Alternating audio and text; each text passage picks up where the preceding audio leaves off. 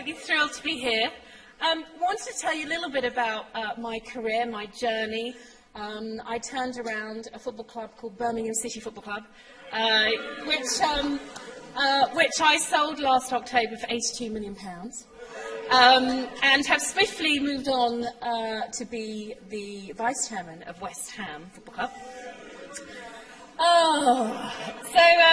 I want to tell you a little bit about football. But for me, really, it all started my career in football when I saw a little advert in the Financial Times. And this advert said, "Football club for sale." I thought it was very interesting. So I phoned up and I got the details. And I went to my chairman and I said, "There's this football club for sale in Birmingham called Birmingham City Football Club. Why don't you buy it and let me go and run it?" He said, "Football, Karren? Very male-dominated business. You're going to have to be twice as good as the men to be thought as even only half as good." I said, "Well, luckily that's not difficult."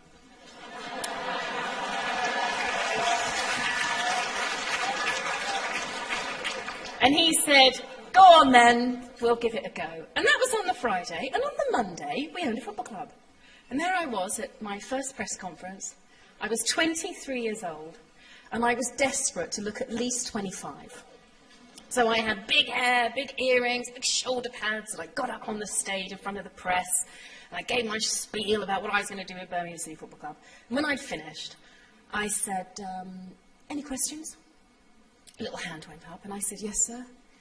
He said, "Sunday people?" I said, "Yes, sir."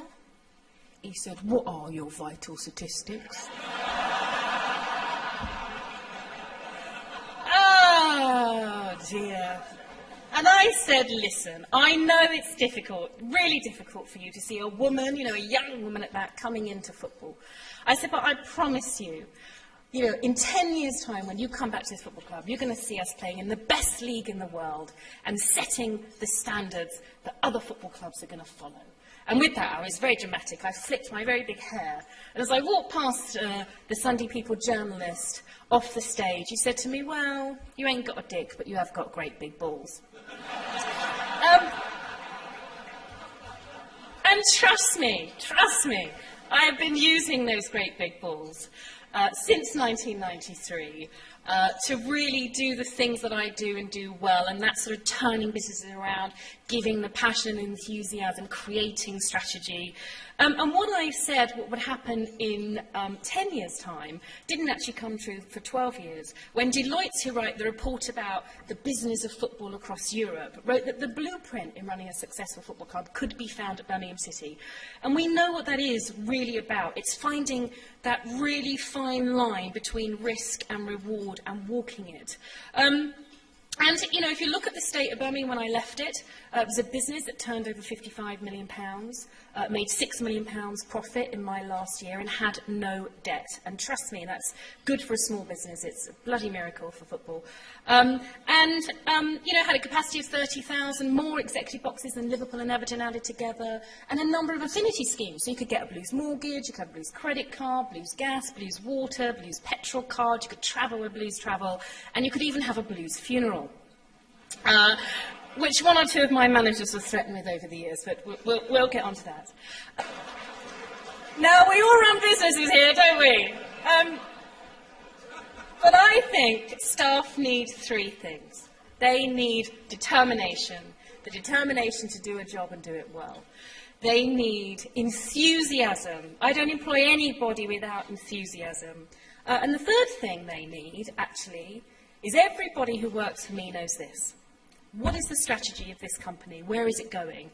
And what is my individual role in delivering that strategy? And if the company is a success, and I'm a success, what is my reward? We say in football that the 5 most important words in the English language are, "What's in it for me?" And that's a philosophy that runs through. So lots of things that we do to motivate staff and treat staff well. And the way I always say to people that really to assess how motivated people are is just look at your annual sick leave.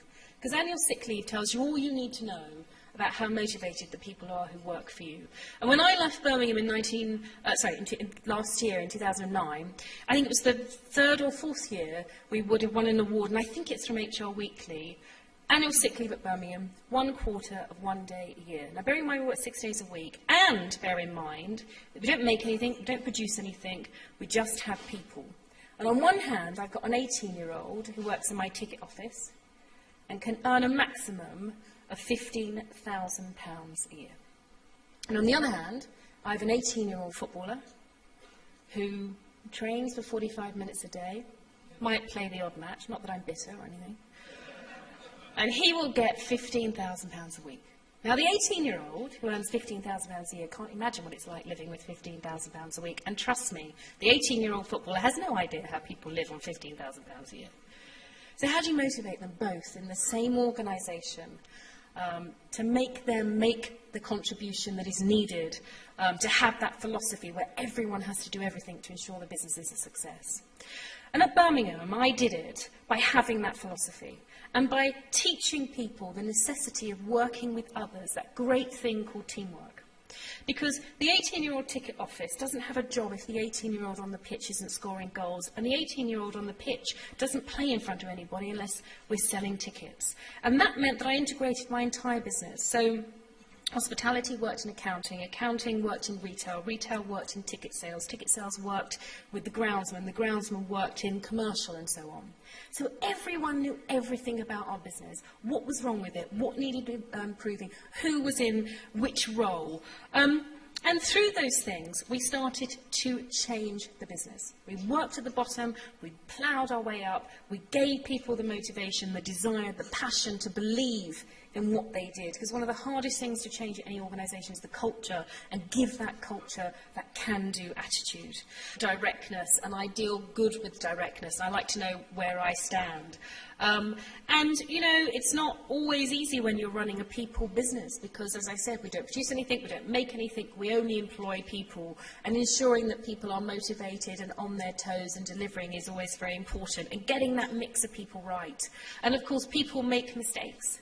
And helping to repair those mistakes becomes, you know, the job of the CEO or the chairman or the vice chairman in my case. So adversity, I can't really think of anything, but I think the only way really to deal with adversity is to deal with it head on and take the blows and take them quickly and at least be honest with how you got to where you were and how you intend to get out of it. Okay, the next one's quite a long one, so bear with me. It comes from Keith De Bruin, CBII, Chairman of BII Southwest Region, and he says, you currently hold a number of very different positions across a variety of organisations. How do you stay sane enough to successfully juggle all of these? And what tips can you give those in the audience who also juggle a wide range of positions within their role? Again, I sort of think I touched on it, but my red light is flashing, so I'll give a sort of an answer that I really believe in, and that is that nothing really is work unless you'd rather be doing something else. And I think if you're doing a job when you'd rather be doing something else, it is too much like hard work and you don't want to do it. And I think in life, if you can find a balance of doing the things that you have to do, the things you really want to do, then that's a unique balance. And that's what keeps me sane anyway. Thank you so much. I really enjoyed it.